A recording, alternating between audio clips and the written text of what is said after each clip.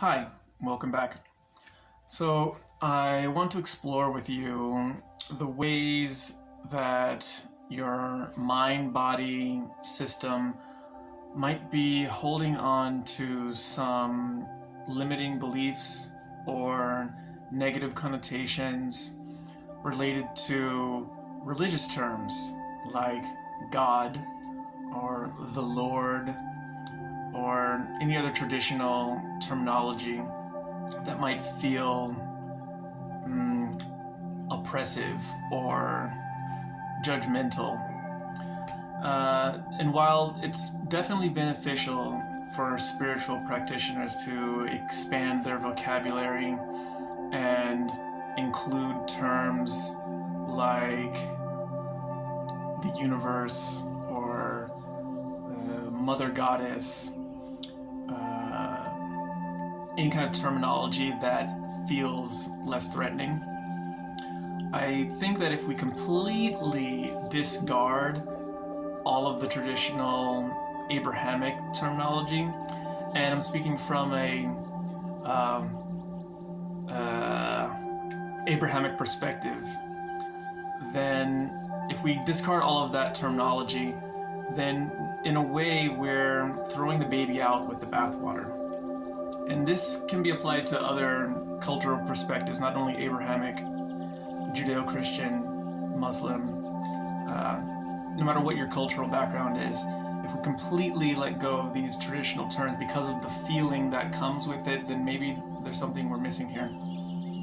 So I want to suggest, and I invite you to explore, how that intense felt sense of resistance that might come up, or that rejection that comes up in the body in relation to terms like God or the Lord, how that feeling could actually be transmuted into an equally intense feeling of surrender, devotion, love, and actually trust.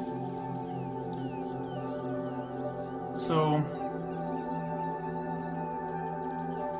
when we come from a certain, let's say, non-dual perspective, recognizing, at least on an intellectual level, that our true self actually is the universe, that it actually is God, the essence of divinity, the infinite light of awareness, that it actually is God, and that it's not the ego persona that we habitually identify with, then in our practice of surrender and devotion, these more traditional kind of terms can start to take on a different connotation. They can actually start to feel more aligned with being closer to the real meaning of the words, what the words are actually intended to express, as opposed to the associated feelings that come up around them. So when the terms God or the Lord are linked to negative feeling like guilt, self-judgment, fear of punishment,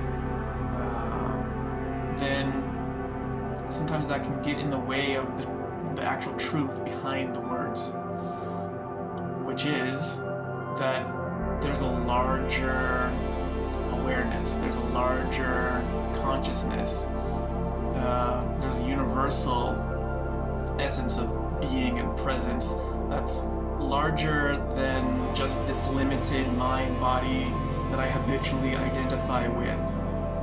Right? Isn't that the point of what these words are pointing towards? That there is an order to the universe that's beyond the human beyond the ability to conceptualize things. So ultimately, the words and the concepts that we use, they're not the most important thing. So yeah, it's a good idea to play around with the words and be open to noticing what feels good, whether you want to use terms like the universe. Using different kinds of terminology is useful, and I still use that, and I think it's great. Keep doing that. But at the same time, I notice, for myself at least, that words like universe or mother goddess or higher self, they all feel good. They feel accurate to what I'm really wanting to express when I use those words. So there's nothing wrong with those words. But when I'm calling on it, when I'm wanting to experience my inseparability from it, my actual place as it, and I'm wanting to experience its power, then for me, certain words which feel less threatening to my ego identity are just not as powerful. And they're just not as emotionally impactful for me when compared to the more culturally specific words that, even if they are on some level associated with a negative connotation, those words are pretty ingrained in my subconscious, and probably in your subconscious as well, associated with more power. The word God, the all-powerful, almighty, creator of heaven and earth. Words and phrases like this. It might feel like the words belong only to a specific religion or to a specific culture, but if the words are intended to point to a universal truth, then I choose, and I invite you to choose, to take advantage of the powerful, impactful connotations of absoluteness and almightiness that other words might just be lacking for you.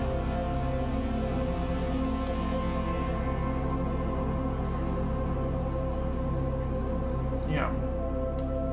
So, if you're interested in trusting and following your intuition about the limitlessness and the power and the glory, it's another good word, and the greatness of God, the absolute, the essence of life and consciousness itself,